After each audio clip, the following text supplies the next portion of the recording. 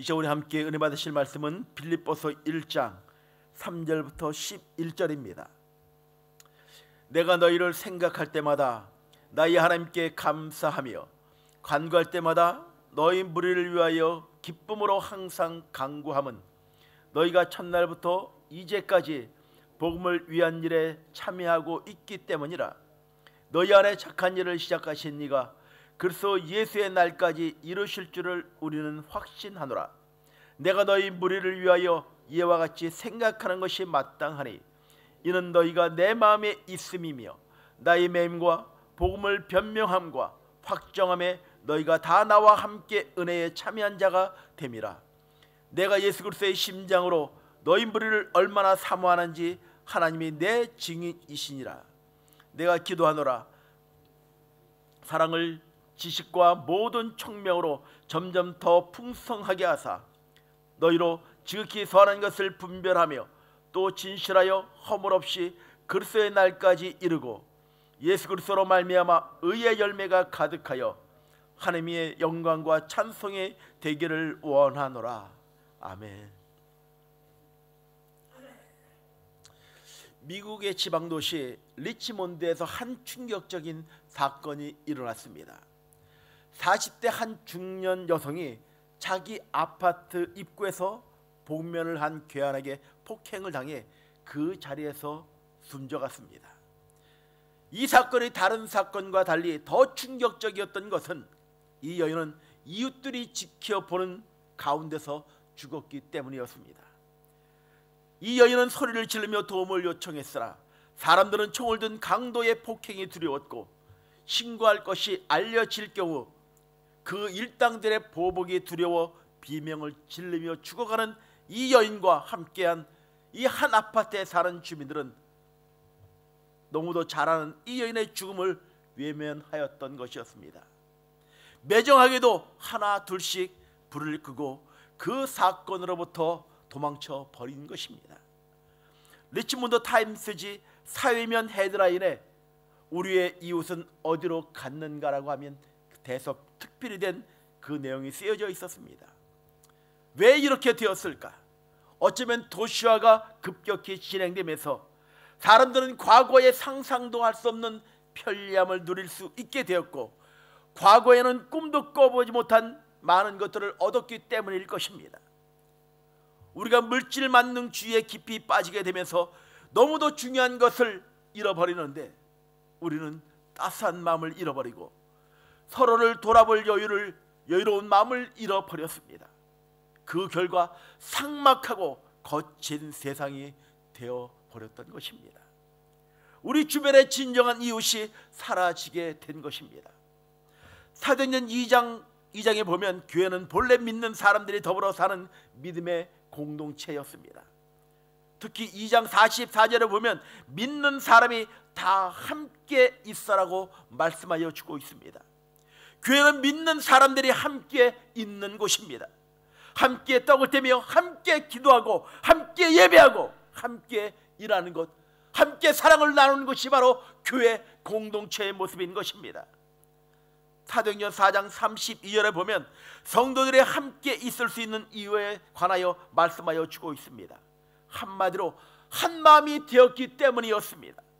마음을 같이 하니 함께 있고 싶어지고 뜻이 하나 되니 함께 떡을 떼고 함께 기도할 수가 있었던 것입니다. 교회다운 교회는 성도의 마음이 하나가 되는 것, 바로 그것이 진정한 교회의 모습일 것입니다. 한 마음을 바탕으로 하나의 공동체를 이룬 것, 바로 그것이 교회인 것입니다. 그러나 오늘날 교회의 모습을 보면 믿음의 공동체를 이루고 있지 못한 것을 우리는 볼 수가 있습니다. 단지 예배를 보러 한자리에 모였다가 흩어지기에 바쁜, 마치 연극이나 영화를 보고 몰려왔다 흩어지는 것이 바로 어쩌면 지금 현재의 모습의 교회들의 모습이 아닌가, 그렇게 생각해 봅니다. 왜 이렇게 되었을까?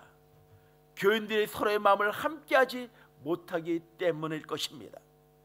교인들의 예배를 드리기 위해 한자리에 모였지만 서로 마음을 이루지 못하는 것입니다. 서로 하나라는 생각, 서로 하나 되려는 마음을 잃어버리고 상실해 버렸기 때문인 것입니다. 모두가 낯설고 모두가 남인 것입니다. 교회 지체가 어려움을 당하게 되면 내일이 아니기 때문에 한숨을 쉬며 안도의 한숨을 쉬는 것이 어쩌면 지금 현지의 교회들의 모습이 아닌가 생각해 봅니다. 불구경하는 모습, 이러한 것이 현대 교회와 현대 그리스도인들의 문제라는 것입니다. 오늘 본문 말씀은 우리 그리스도인들이 어떤 마음으로 살아야 하는가, 그리고 성도들끼리 어떤 마음으로 살아가야 할 것인가에 대하여 말씀하여 주고 있습니다. 결론부터 말씀을 드린다면 예수 그리스도의 심장으로, 예수 그리스도의 마음으로 살아가야 하는 것입니다. 예수 그리스도의 마음으로 서로 사랑하고 서로 돌아보고 서로 하나 되어 살라는 것입니다. 오늘 본문에서 예수 그리스도의 마음으로 교인들과 사랑을 나누며 살았던 사람, 우리는 바울을 만날 수가 있습니다. 첫째로 바울은 감사하는 마음으로 그런 삶을 살았습니다. 본문 3절에 보면 내가 너희를 생각할 때마다 하나님께 감사한다라고 고백하여 주고 있습니다. 바울은 빌립보 교인들을 생각할 때마다 하나님께 감사했다라고 고백하여 주고 있습니다. 빌립보 교인들은 바울이 낳은 영적 자녀들이었습니다. 바울 그가 2차 전도 여행 때에 성령의 인도로 빌립보로 건너가 처음 빌립보 교회를 세웠습니다. 그런데 사도행전을 자세히 읽어보다 보면 바울은 대부분 이미 복음에 대해 들었거나 이미 믿고 있는 사람들을 중심으로 교회를 세웠던 것입니다. 그러나 유독 이 빌립보 교회의 경우는 그렇지 않았습니다. 모두가 서로 처음 믿는 사람들이었고 모두가 바울의 전도를 받고 그로 인하여 믿음을 갖게 되었던 것입니다. 바울은 빌립보 교인들을 위해 해산의 고통을 그는 겪었습니다. 빌립보 교인들은 바울의 피와 땀 흘린 수고로 얻은 영적 아들 자녀들이었습니다. 그들을 생각하며 기쁘고 감사한 마음을 그는 감추지 못하였던 것입니다. 이런 심정으로 바울은 빌립보 교인들 때문에 감사의 고백을 하고 있는 것입니다. 우리는 서로 감사해야 할 것입니다. 함께 예배할 수 있음에, 함께 기도하며 함께 식탁의 교제를 나누며 함께 사랑을 나눌 수 있음에 우리는 감사해야 할 것입니다. 옆에 기도에 동역자가 있고 함께 눈물로 함께 기도할 수 있는 동역자가 있는 것, 그것으로 인하여 하나님께 감사하는 고백이 우리 삶 가운데 있어져야 할 것입니다. 함께 예배할 수 있음이 이것이 놀라운 축복이라는 것입니다. 서로 도울 수 있고 서로 섬길 수 있음에 이것이 또한 감사의 고백일 것입니다. 바울은 빌립보 교인들이 자기를 돕기 위해 힘써왔고 또 지금도 힘쓰고 있는 것을 알기에 그는 감사의 고백으로 빌립보 교인들을 하나님께 올려드리고 있습니다. 지금 바울은 로마 감옥에 갇혀 있습니다. 그러나 빌립보 교인들은 헌금을 모아서 멀리 로마에까지 보내어 주었습니다. 그리고 바울을 위해 걱정하고 열심히 기도하고 있다는 소식을 그는 들었습니다. 바울은 그 헌금을 받아들고 그 기쁜 소식을 전해 듣고 감격의 눈물로 감사의 고백을 드리고 있는 것입니다.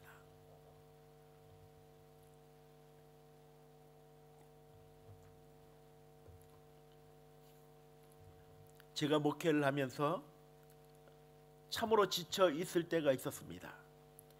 열심히 섬긴다고 섬기고 내 가족 이상으로 돌보아 드렸는데 고맙다는 말보다는 다른 부정적인 말이 화살이 되어 날아올 때 목사이지만 연약한 인간인지라 마음이 상하고 열심히 사역을 한다고 하였지만 결과가 시원치 않아서 낙심하고 있었을 때였습니다. 내 능력이 부족하고 목회자로서 자질이 부족하다고 스스로 자책하고 있을 때 그때 어떤 한 성도분께서 전화를 주셔서 목사님과 함께해서 정말 감사합니다라고 하는 그 잊지 못할 전화 한 통화로 인하여 제가 큰 눈물을 흘린 적이 있습니다. 그리고 제가 잊고 있던 한 가지 사실을 제가 깨닫게 되었습니다. 나는 더 이상 혼자가 아니라는 사실인 것입니다. 오늘도 누군가가 부족한 종이지만 나를 위해 기도하고 있다는 사실을 저는 깨닫기 시작했던 것입니다. 사랑하는 성도 여러분, 우리는 혼자가 아닌 것입니다. 우리가 힘겹고 어려울 때에 우리를 생각하며 함께 기도하고 있는 하나님의 사람들이 있다는 것을 잊지 마시길 바랍니다. 우리를 위해 따스한 도움의 손길을 펴는 사람들이 있고 우리를 위해 기도해 주는 사람들이 있다는 것입니다. 당신이 지쳐서 기도할 수 없고 눈물이 빗물처럼 흘러내릴 때에 누군가 널 위하여, 누군가 기도 안에 내가 홀로 외로워서 마음이 무너질 때 누군가 널 위해 기도하네. 우리를 위해 기도하는 사람들, 이들이 있음을 알고 우리는 그들을 위하여 감사의 고백을 드려야 할 것입니다. 사랑하는 성도 여러분, 나는 홀로인 것이 아닙니다. 홀로인 것 같지만, 외로움과 적막함을 갖고 있지만 나는 혼자가 아니라 함께 기도하며 나를 위해 기도하고 있는 하나님의 사람이 있음에 우리는 감사로 주 앞에 영광 돌리는 하나님의 사람들이 되길 주의 이름으로 간절히 축원을 드립니다. 둘째는 기억하는 마음을 가지고 살았습니다. 본문 7절 말씀을 보면 너희가 내 마음에 있다라고 말씀하고 있습니다. 바울의 마음속에는 빌립보 교인들이 있다는 말인 것입니다. 늘 기억하고 있다는 말인 것입니다. 리빙스턴은 27살 되던 해에 하나님의 부르심을 받고 당시 아무도 거들떠 보지 않던 아프리카 대륙으로 복음을 전하기 위해 호련 단신으로 건너갔습니다. 그리고 안식년이 돼서 영국으로 잠시 돌아온 리빙스턴에게 가족들과 교회에서는 이제는 영국에서 목회를 하기를 권했습니다. 그러나 리빙스턴은 아프리카 형제들이 나를 기다리고 있기 때문에 영국에 머물 수 없다 했고, 아프리카 형제들 생각 때문에 안식년을 다 채우지 못하고 바쁜 걸음으로 아프리카로 그는 다시 돌아갔습니다. 그는 남은 한평생을 아프리카에 머물며 예수 그리스도의 복음을 전하였습니다. 그가 34년 동안 아프리카 구석구석을 누비면서 복음을 전하였는데 그가 여행한 거리가 29,000마일이 되었고 복음을 영접한 사람 수가 60만 명이었다는 것입니다.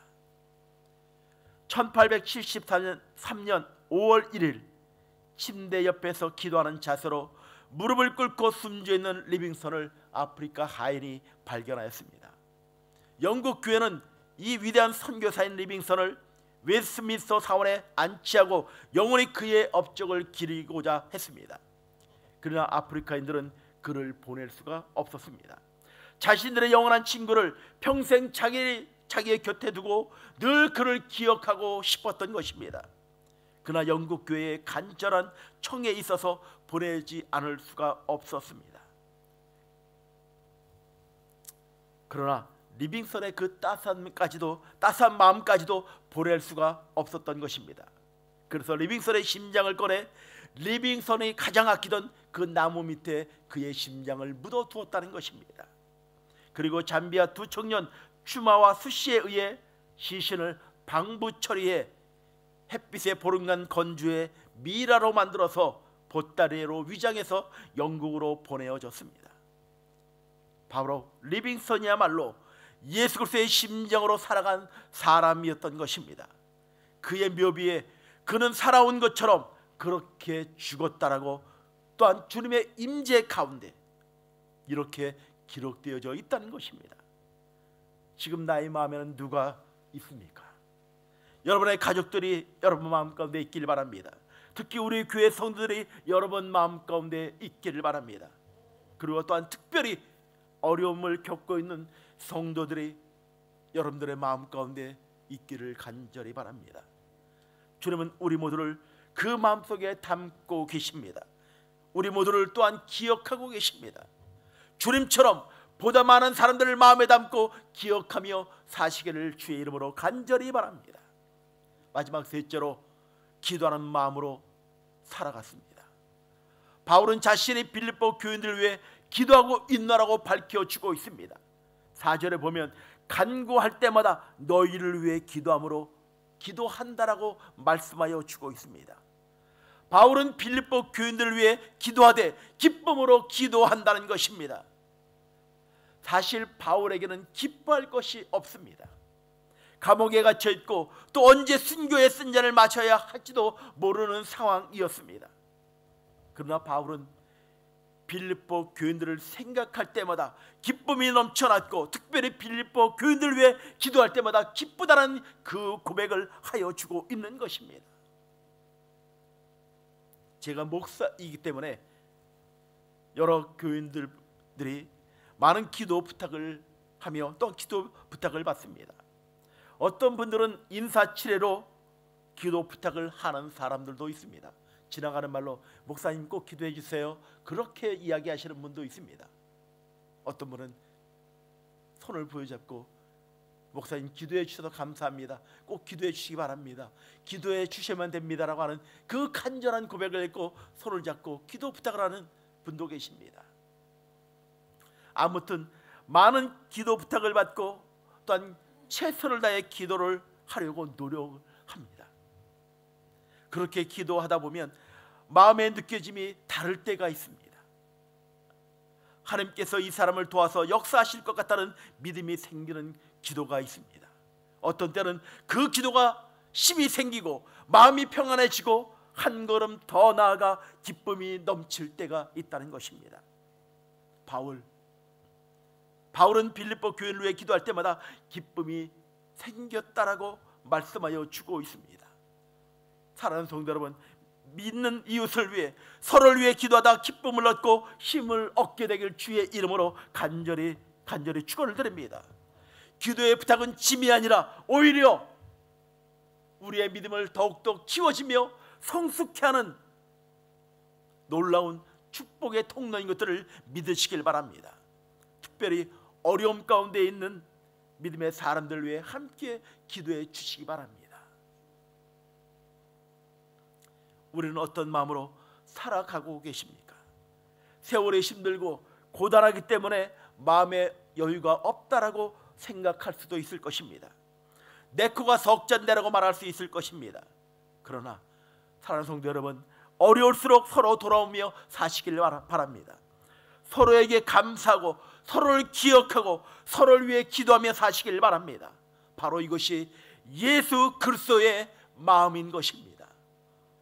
예수 그리스도의 심장을 소유한 하나님의 사람들, 서로 사랑하며 서로 기도하며 기도할 때에 내 안에 기쁨과 감사함이 충만해지는 하나님의 사람들이 되길 주의 이름으로 간절히 축원을 드립니다.